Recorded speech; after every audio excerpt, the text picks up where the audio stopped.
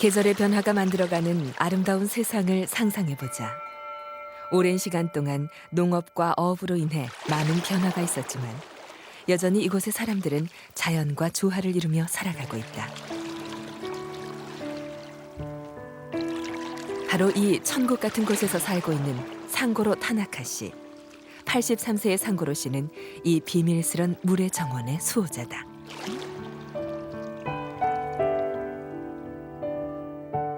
천년이 넘는 세월 동안 이곳의 여러 마을들은 각 가정마다 샘을 만드는 독특한 방법을 발전시켜왔다.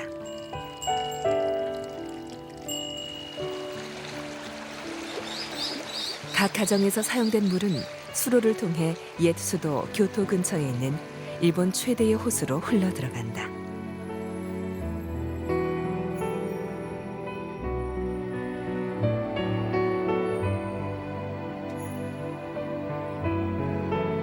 너무나 소중한 이곳. 산으로 둘러싸인 이 평화로운 마을을 가리켜 일본 사람들은 사토야마라고 부른다.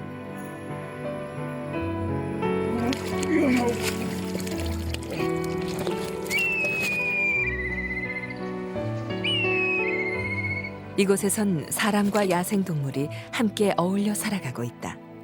사토야마만이 가지고 있는 특별한 환경이다.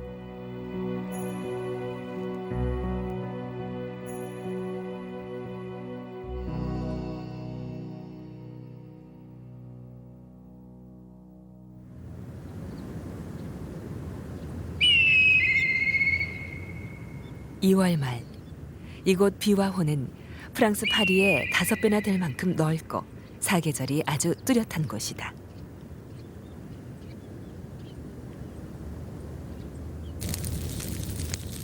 겨울바람 때문에 말라버린 갈대는 봄이 다가오고 있음을 느끼게 해준다. 이 갈대들은 지붕이나 방충망을 만들기 위해 쓰고 남은 것들이다. 여기에 불을 피우는 이유는 해충과 잡초를 제거하기 위해서다. 타고 남은 채는 비료가 된다.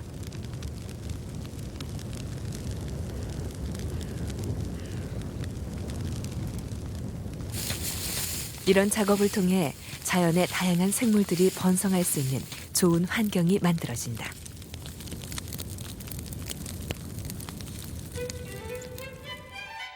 (4월이) 되면 불과 연기에 더욱 자극을 받았던 새싹들이 돋아나기 시작한다.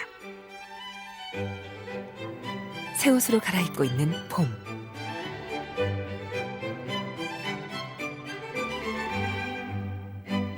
산에서 내려온 눈 녹은 물 때문에 호수는 가장자리까지 넘칠 듯 불어나고 바짝 말랐던 대지는 촉촉해진다.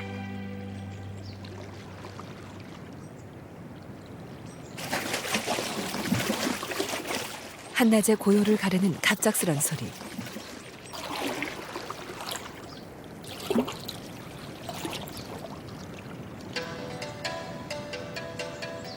수컷 잉어들이 암컷을 따라가며 춤을 추고 있다.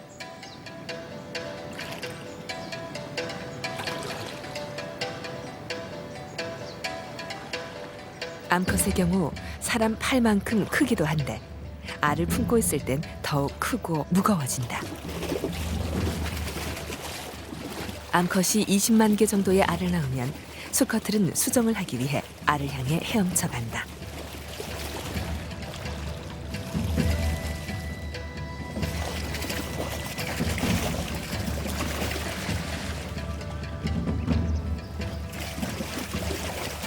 보통 잉어는 호수의 깊은 곳에서 살지만 알을 낳기 위해선 물이 따뜻하고 얕은 곳을 찾아야 한다.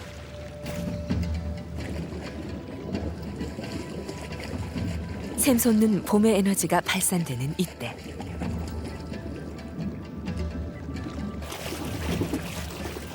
(200마리가) 넘는 잉어떼가 모여들었다.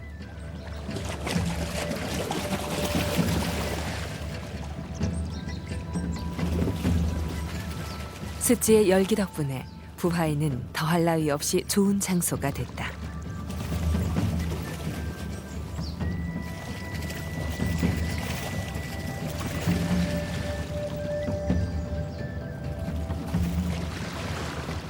1년에 단 며칠만 이곳에 이렇게 많은 물고기가 모인다.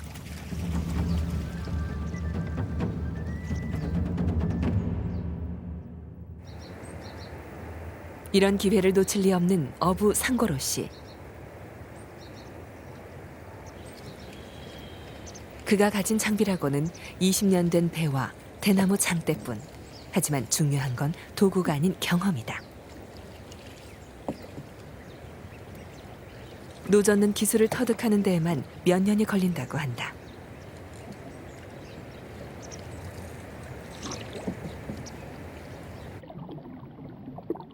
강에는 산에서 내려오는 맑은 물이 흘러들거나 강바닥에 여기저기서 천연샘이 솟기도 한다.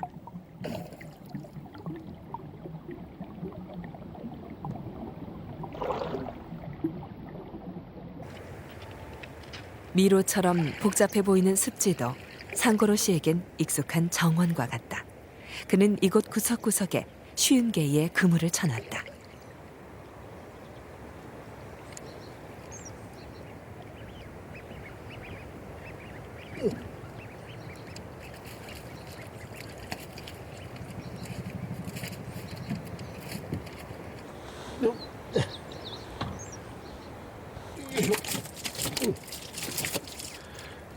잉어는 봄의 비와 호가 주는 선물이다. 상고로 씨는 물고기가 몰려드는 3월에서 6월까지만 낚시를 한다.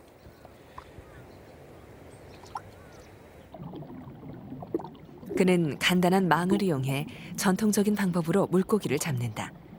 물고기가 안으로 들어갈 수 있도록 미끼 없이 망만 던져놓으면 된다.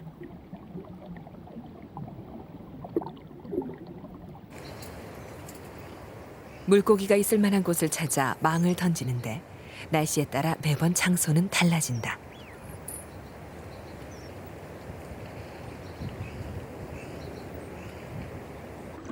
오랜 경험으로 생긴 직감대로만 하면 되는 것이다. 잉어뿐 아니라 알을 낳기 위해 얕은 물로 몰려든 다른 물고기도 잡아 올린다.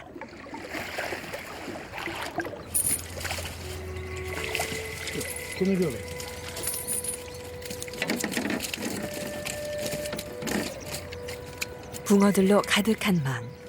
그는 단 하나의 덫으로 집에 가져갈 10수마리의 물고기를 잡았다.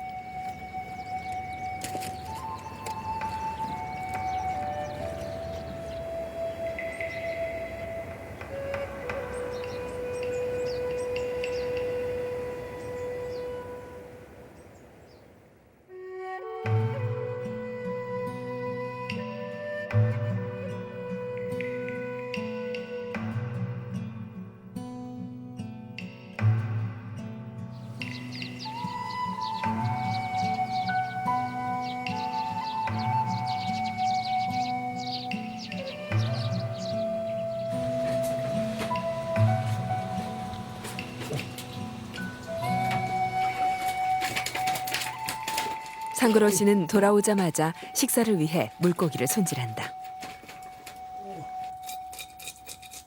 잡은 물고기는 대개 내다 팔거나 저녁 요리로 쓰는데 오늘은 특별히 붕어 초밥을 준비하고 있다. 약 1000년 전부터 시작된 붕어 초밥은 초밥의 기원으로 알려져 있다.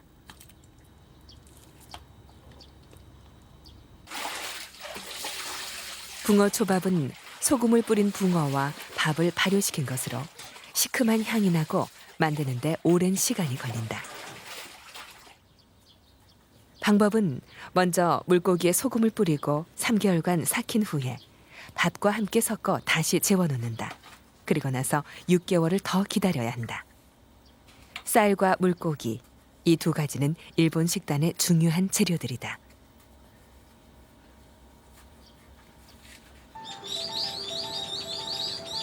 상고로 씨의 집은 호수에서 2km 정도 떨어진 내륙에 있다. 물은 마을 아래쪽에 위치한 관을 통해 집까지 흘러들어온다.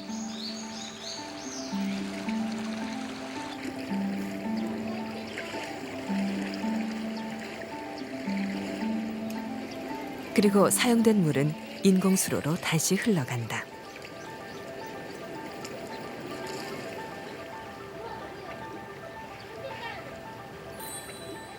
척박해 보이는 이곳 인공수로에도 숨은 생물들이 가득하다.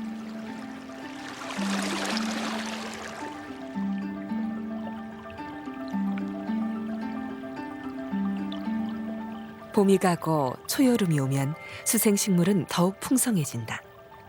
이것은 자두나무 꽃을 닮아 자두나무꽃 수중 미나리 아제비라고 부른다.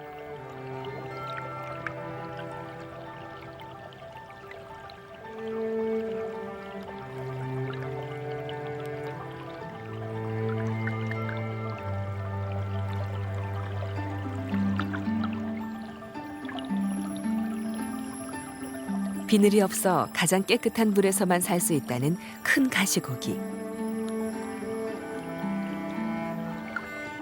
북쪽의 차가운 물이 맞는 녀석에겐 이곳이 살 수 있는 남방 한계선이다.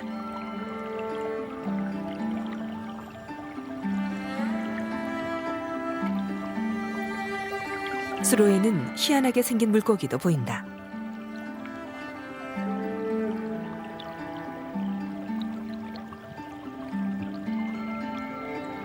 태고적 모습의 칠성장어. 턱이 없어 뱀장어와 비슷해 보인다. 이 미끄러운 칠성장어를 잡으려다 놓쳐버린 민물개. 마을을 지나는 이 수로는 이처럼 크고 작은 생물들의 집이다. 물은 사람들의 삶을 유지시키고 사람들 역시 이 물을 유지시키도록 노력한다.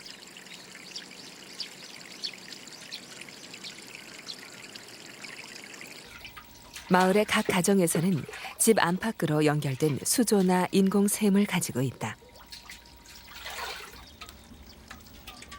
이곳에서는 관상용 잉어들이 헤엄친다. 파이프를 통해 끊임없이 물이 샘으로 들어오기 때문에 언제나 깨끗한 물을 쓸 수 있다.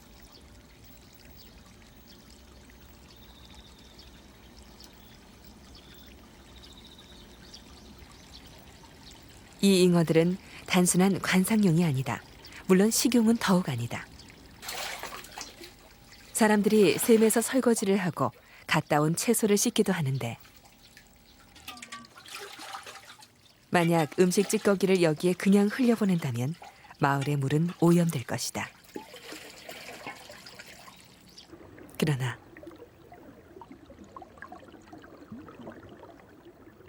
잉어는 냄비에 재나 기름기 많은 찌꺼기도 먹을 수 있다.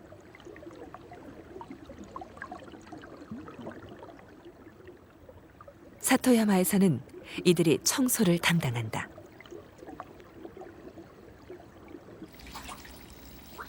카바타라고 불리는 이 전통 방식은 일본 전역에서 이용돼 왔다.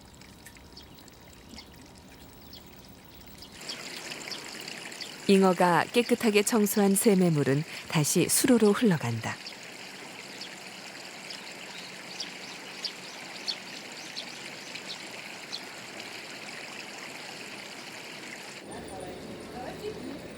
인공수로는 야생동물들이 자신의 새끼를 키우기에 아주 적합한 곳이기도 하다.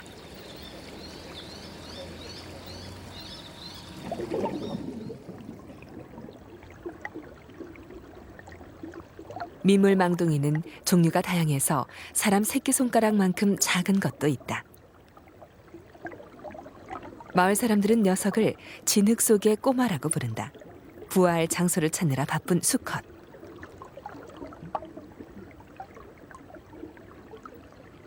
평평한 바닥은 은신처로 안성맞춤이다.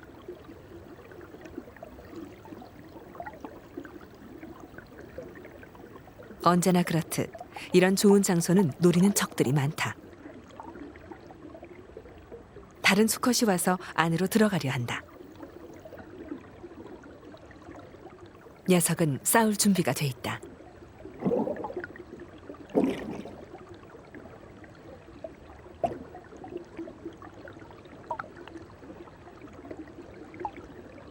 양쪽 모두 상대에게 위협적으로 보이려 노력하는데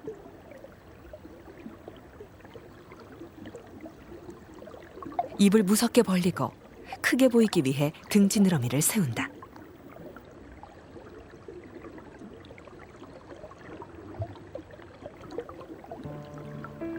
승리는 먼저 자리를 찾아냈던 녀석에게 돌아갔다.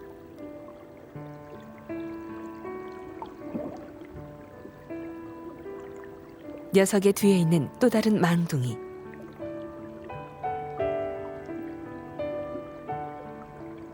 이 암컷은 거꾸로 매달려 알을 낳고 있다.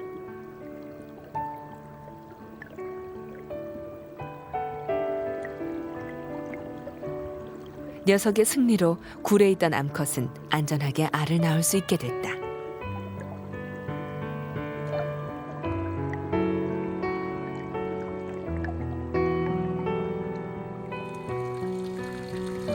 이처럼 꾸밈없는 사토야마의 전통 생활 양식은 도시에서 온 아이들의 마음을 사로잡기도 한다.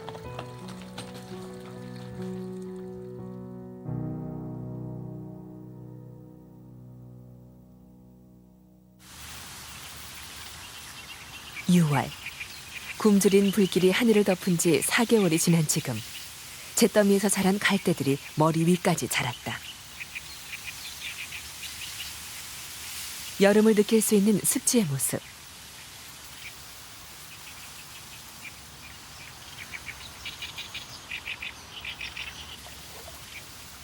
빽빽히 자란 갈대가 마치 정글 같다. 이곳은 작은 생물들로 가득하다.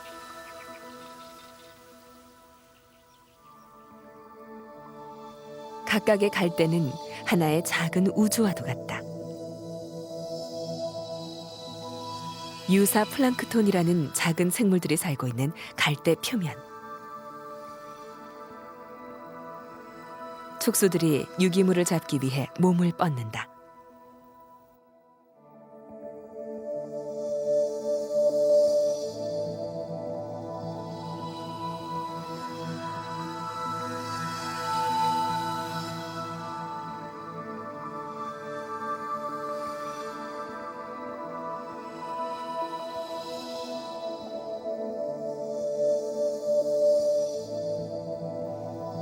봄에 촉촉한 이곳 습지에서 알을 낳았던 붕어는 3개월 정도 여기에 더 머문다. 갈대밭 바닥은 새의 위협으로부터 몸을 숨길 수 있고 먹이도 많아서 새끼를 키우기엔 최적이다. 한 새끼 물고기가 막다른 곳에서 잡히고 말았다.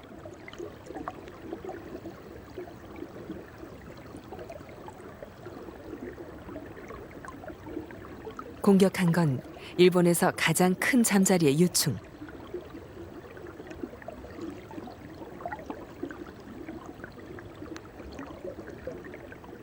먹이를 잡기 위해 모래나 자갈에 숨어 지낸다.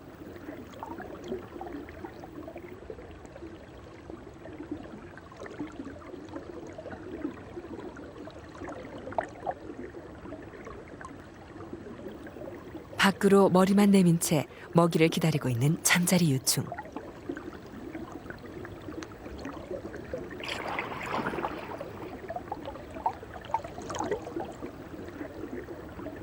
녀석의 정확한 명칭은 장수 잠자리. 그러나 상고르시를 비롯한 일본인들에겐 잠자리의 왕이라 불린다.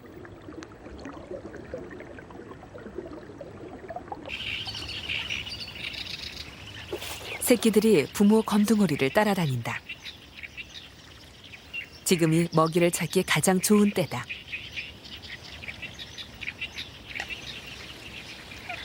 갑자기 경고를 보내는 어미.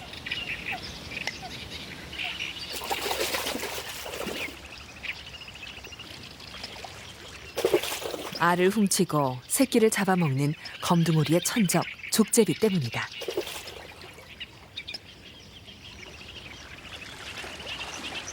가까스로 위기를 모면했지만 여우와 뱀도 경계해야만 한다. 논병아리는 안전을 위해 떠있는 요새를 만들어 굳게 뿌리내린 수초에 묶어둔다.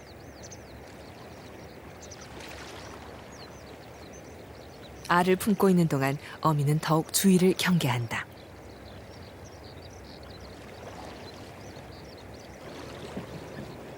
논병아리도 각자의 영역이 있어서 해마다 같은 곳에 둥지를 튼다.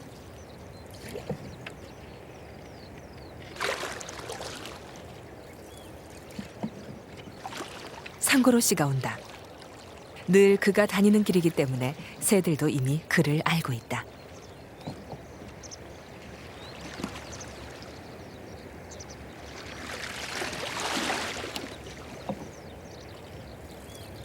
그는 2시간에 걸쳐 어제 설치한 망들을 확인한다.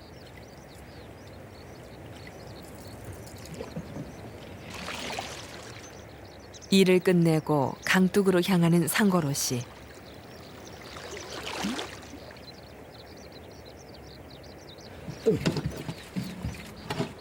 지금 막 망에서 끌어올린 많은 물고기들.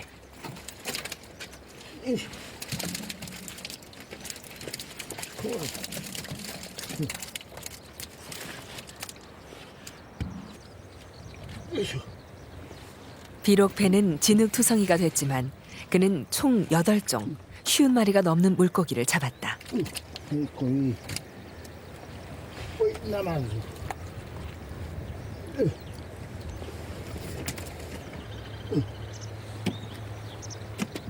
상고로 씨는 아주 작은 물고기들은 가져가는 대신 한쪽에 남겨둔다.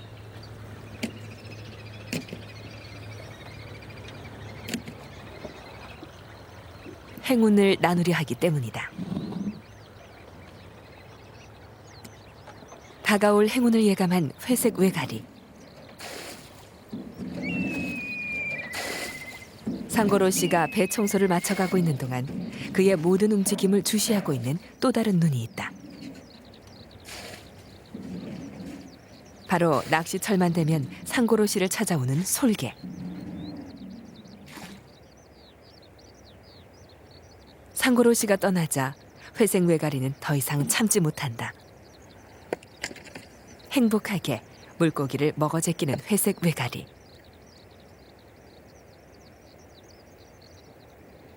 상고로 씨는 새들을 위해 이처럼 물고기를 남겨둔 것이다.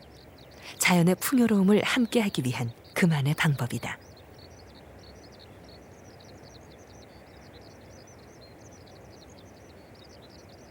동물들도 기꺼이 그런 그의 뜻을 따른다.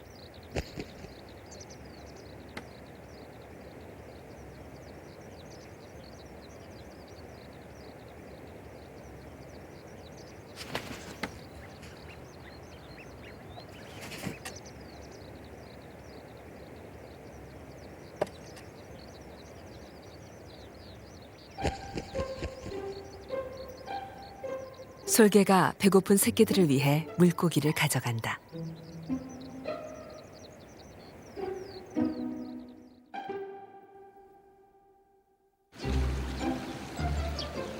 마을의 집들이 모여 있는 이곳. 정원 위에 한 소나무가 우뚝 솟아 있고 그 나뭇가지에 가장 큰 둥지가 있다.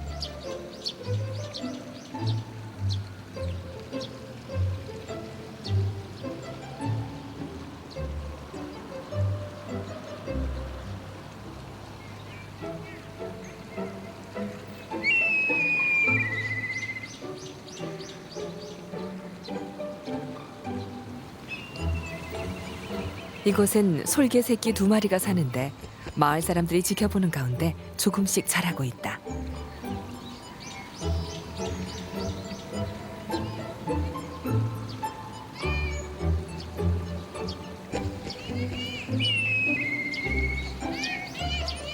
상고로 씨의 선물은 이들 야생동물과의 유대관계를 상징한다.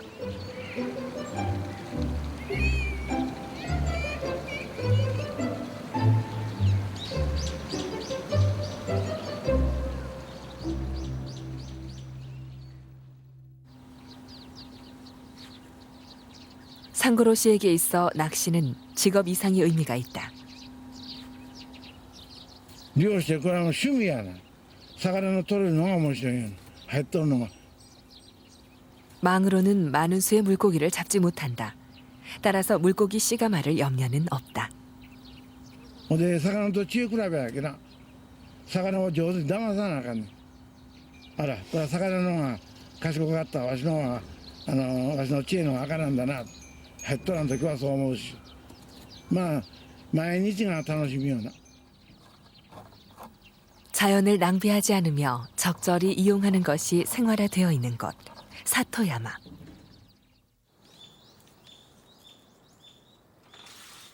갈대로 만든 발은 푹푹 찌는 일본 여름을 나기 위해 없어서는 안 될 존재다. 갈대 줄기를 1년 동안 말린 다음 반듯하게 펼쳐 각각을 연결한다. 각 지역의 재료는 이렇게 그 지역에서 유용하게 쓰인다.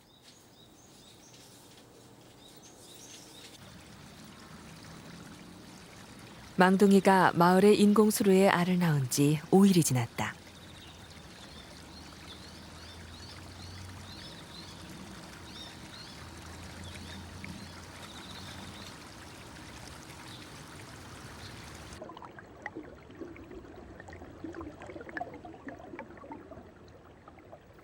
여전히 수컷이 곁을 지키는데 수컷은 포식자들을 내쫓으며 곧 태어날 새끼들을 돌보고 있다.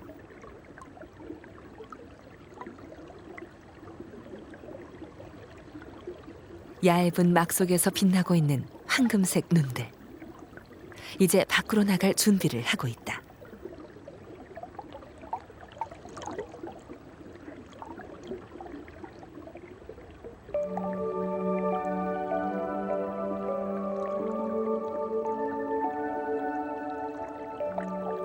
아빠 망둥이는 산소를 공급하기 위해 연신 부채질을 하고 있다.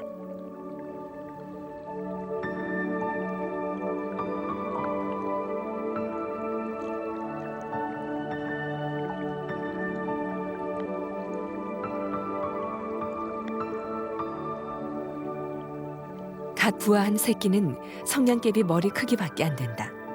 이제 막 여행을 시작하려는 녀석들.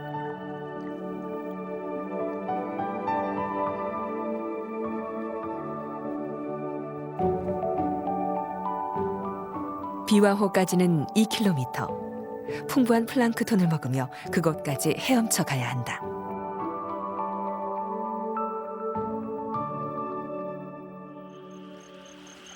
같은 순간 또 다른 생명체가 새로운 변화를 시작하려고 한다.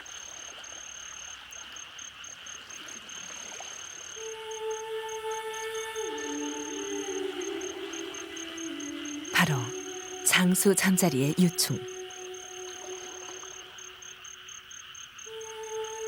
천적을 피해 어둠 속에서 조용히 변태를 시작하고 있는 것이다.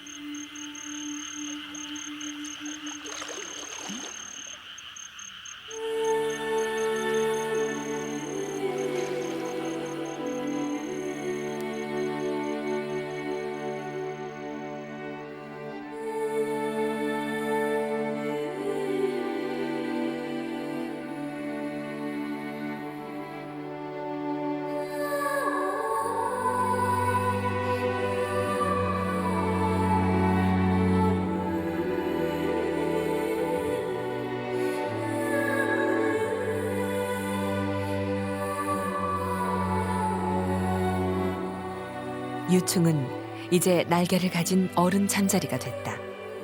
열흘만 지나면 자신의 후손을 번식시킬 만큼 완전히 성숙하게 된다.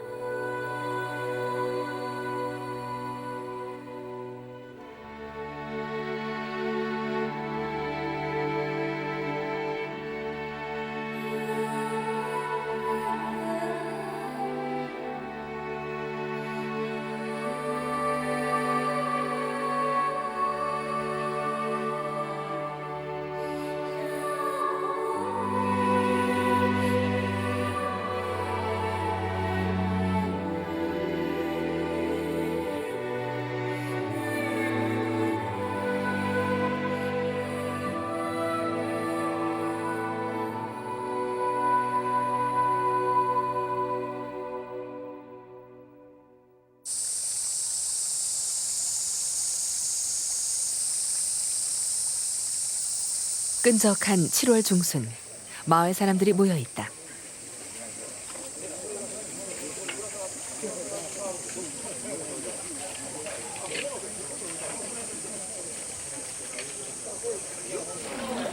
무성하게 자란 풀이 강물을 막고 있기 때문 이제 수초를 정리할 때가 온 것이다.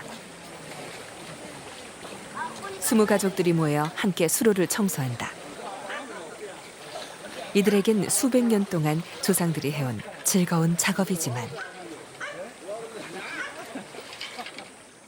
물고기들에겐 꽤나 귀찮은 일일 뿐이다. 그늘을 만들어주는 수초가 사라지기 때문에 새 피난처를 찾아야 하기 때문이다.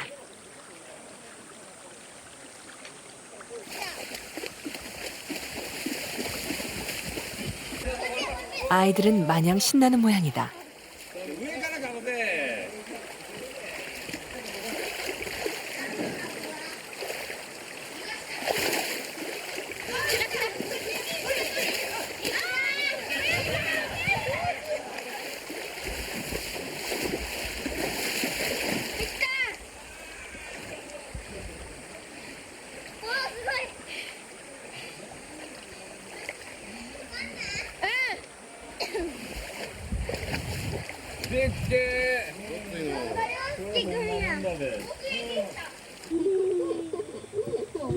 야생동물들과 가까이 하면서 아이들은 자연을 직접 체험하게 된다. 물고기와 새는 이곳 아이들에겐 일상의 한 부분이다.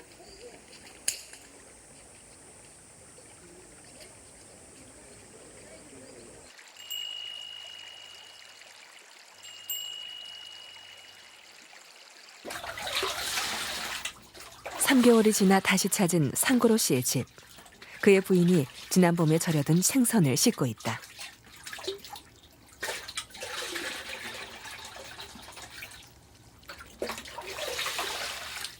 다음 작업은 붕어를 밥 속에 재워놓는 것.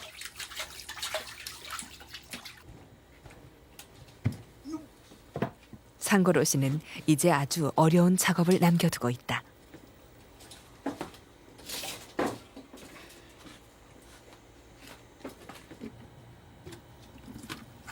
우선 붕어를 평평하게 놓은 다음 밥으로 덮는다.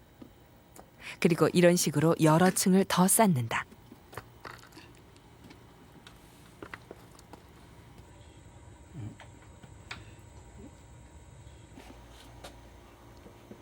미생물들이 밥의 전분을 먹고 생선을 발효시킨다.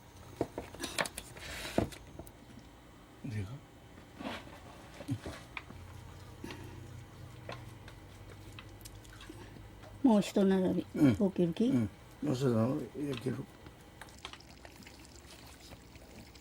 자연의 축복 덕분에 붕어 초밥은 올해도 맛이 좋을 것이다.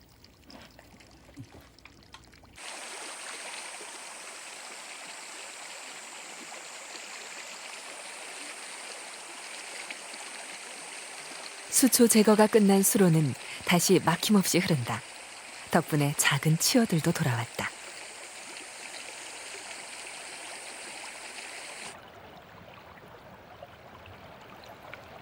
새끼 망둥이는 이제 손톱 크기로 자랐다.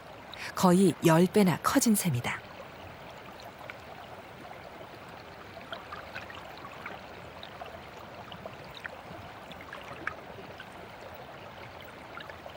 녀석들은 지난 2개월 동안 비와 호의 플랑크톤을 먹으며 자랐다.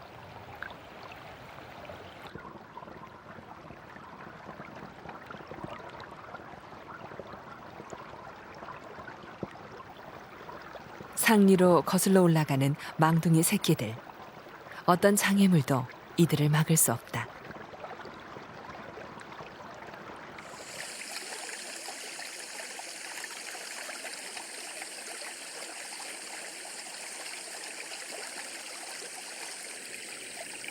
마을의 수로는 폭이 아주 좁은 데다 저 앞으로는 위험한 천적들이 기다리고 있다.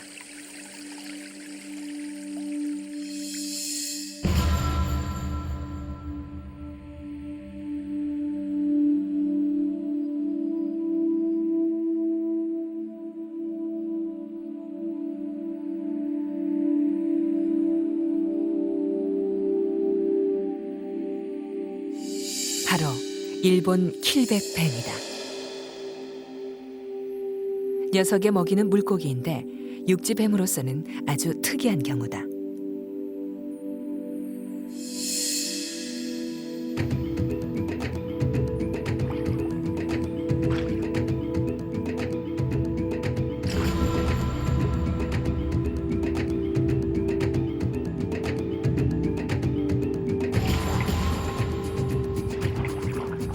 이 재빠른 갈색 킬백은 행동이 굼뜬 망둥이를 잡아먹는다.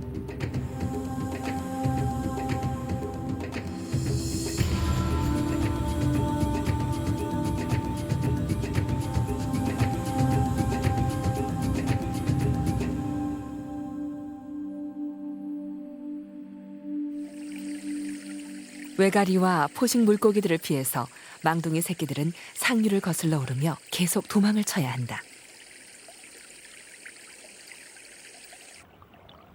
천적으로부터 안전한 곳을 찾아야만 살아남을 수 있다.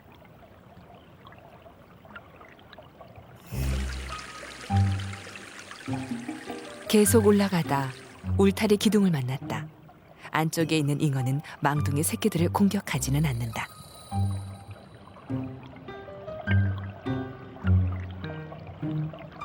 이곳은 바로 가정의 폐수가 흘러나가는 수로.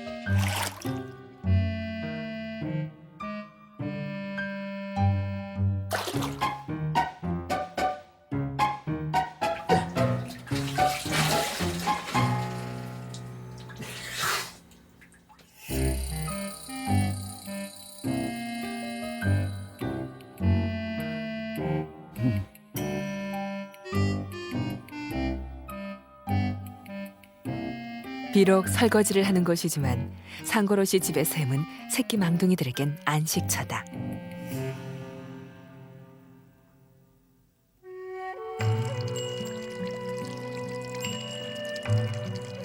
마을 사람들은 이 생명체들과 함께 늦여름의 무더위를 견디고 있다.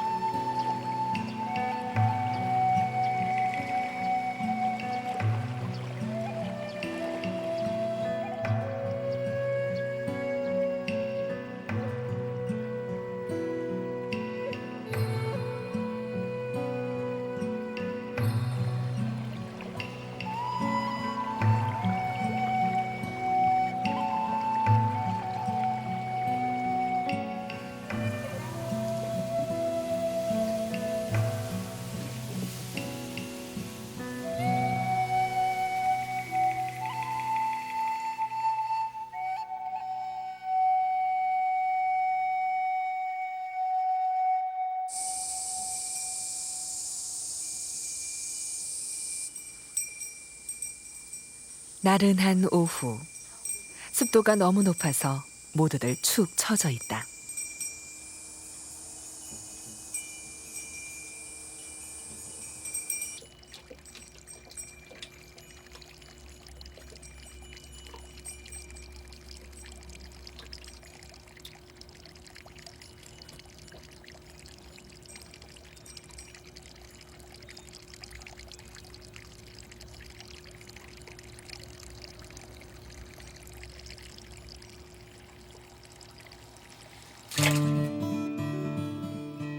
집안에 있는 샘의 물은 늘 알맞은 온도로 시원하게 유지된다.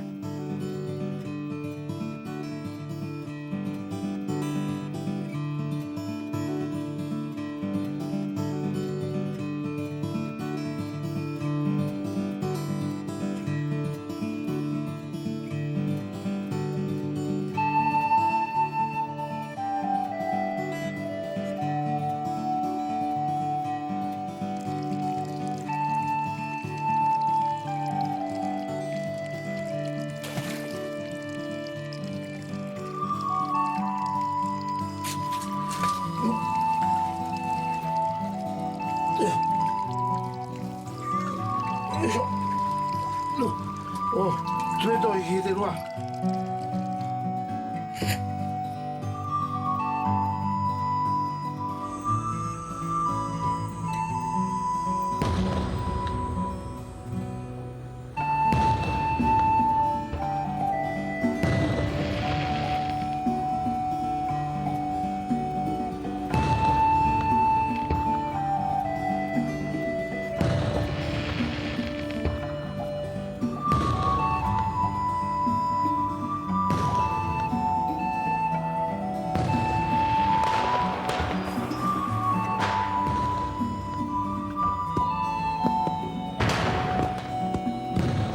마침내 불꽃같이 뜨겁던 여름도 저물어 간다.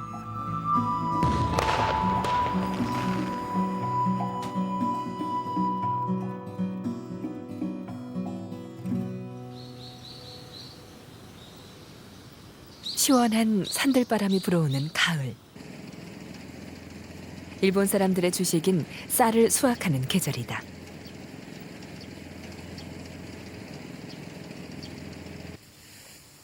가을 볕에 쌀을 말릴 때면 볏짚 냄새가 온 들로 퍼져나간다.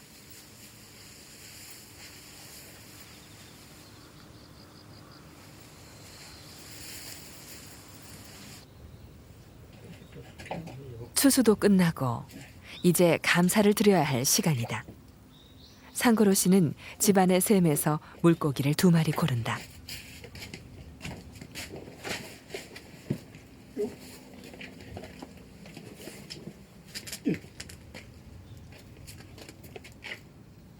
지금 당장은 아니지만 논의 신이 산으로 돌아가는 내일을 위해 준비하는 것이다. 떡과 정종, 흰무, 그리고 신선한 생선이 있어야 논의 신이 떠날 수 있다고 한다.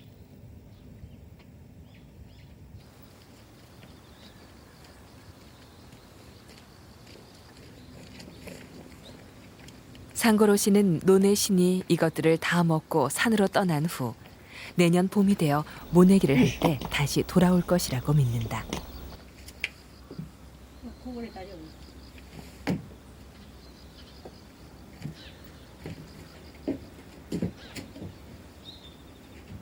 일본 사람들은 자연에 각각의 신이 존재해서 나무, 바위, 강 등에 모두 800만 가지의 신이 있다고 말한다. 감사의 기도를 드리고 있는 상고로 씨. 자연의 선물 덕에 그는 자급자족의 삶을 살아갈 수 있는 것이다.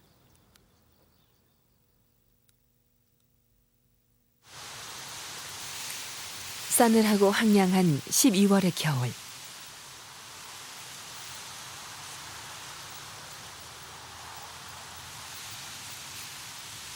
호수에서 매서운 바람이 불기 시작하면 싱싱한 초록빛이 메마른 누런색으로 바뀐다.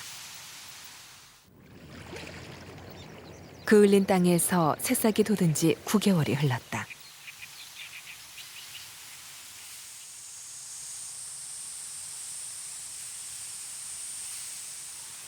갈대가 하늘 높이 자라자 이 가느다란 줄기로 발과 지붕을 만든다.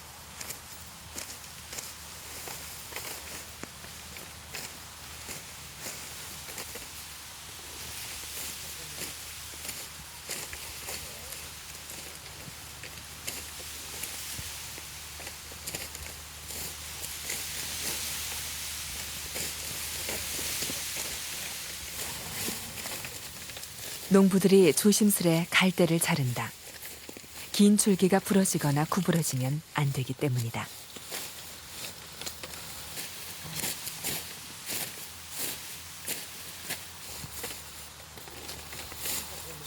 오랜 연습 덕에 작업은 완벽하다.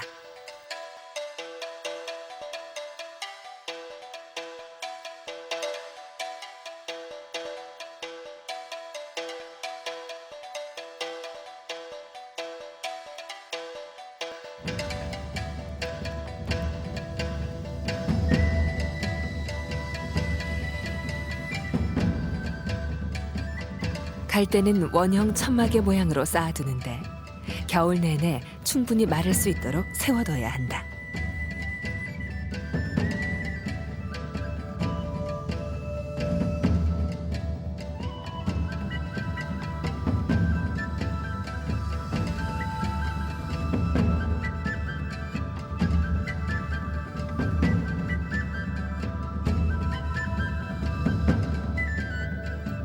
세워져 있는 갈대단을 통해 농부와 환경 사이의 밀접한 관계를 알 수 있다.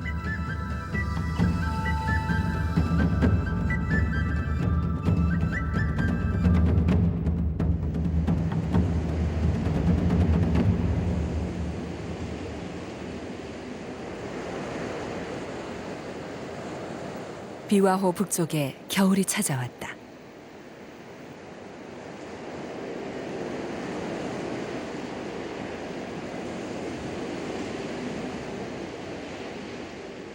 눈 내리는 갈대밭에는 어떤 생명도 느껴지지 않는다.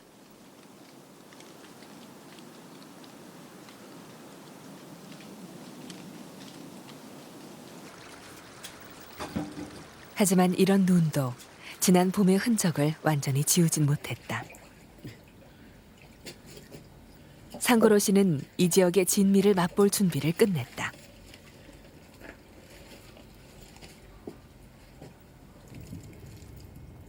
상고로 씨는 지난 봄에 붕어를 잡은 후 여름이 오자 부인과 함께 이것을 소금에 절이고 밥속에 재워 발효를 시켰다. 그로부터 6개월의 시간이 흐른 것이다.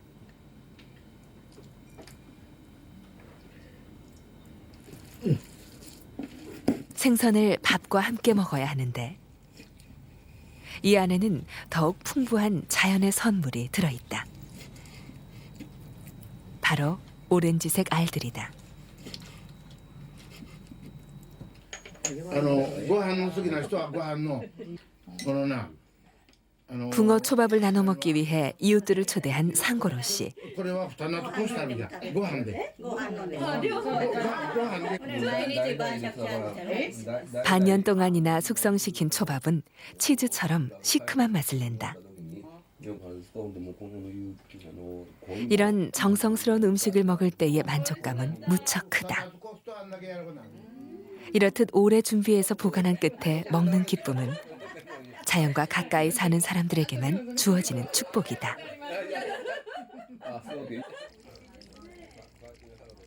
주방 바로 옆, 샘 속에 가득한 물. 여름엔 시원하지만 겨울엔 오히려 따뜻하다.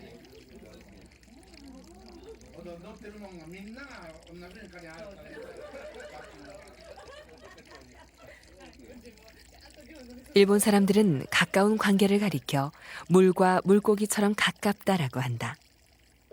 이곳의 샘과 그 안의 작은 생명체들처럼 친밀하고 뗄 수 없는 관계를 표현한 말이다.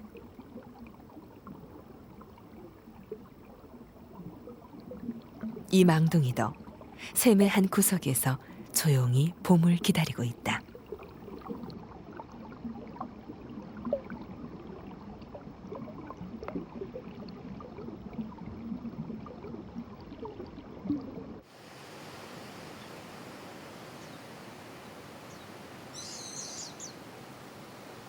다시 3월이 돌아왔다. 지난 겨우내 눈 속에 얼어있던 갈대밭을 따뜻한 첫 햇살의 온기가 달래준다.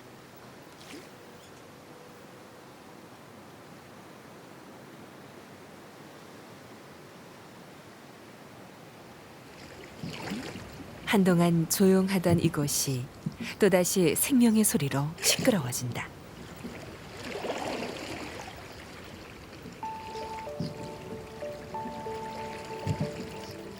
계절의 변화와 함께 인간도 동물도 작은 생명들도 성장해 간다.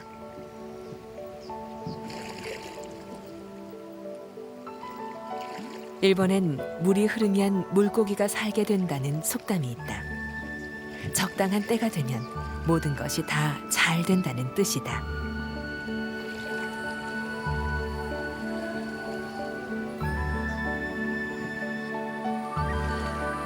상고로 씨도 모든 것에는 때가 있다는 사토야마의 진리를 알고 있다.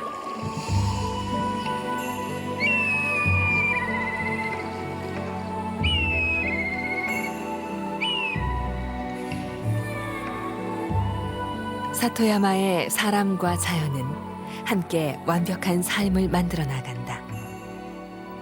이는 끝없이 순환하는 물이 있기에 가능하다.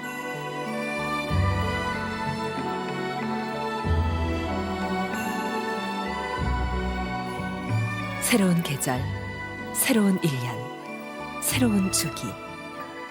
이 모든 것이 일본의 비밀스런 물의 정원에서 시작된다.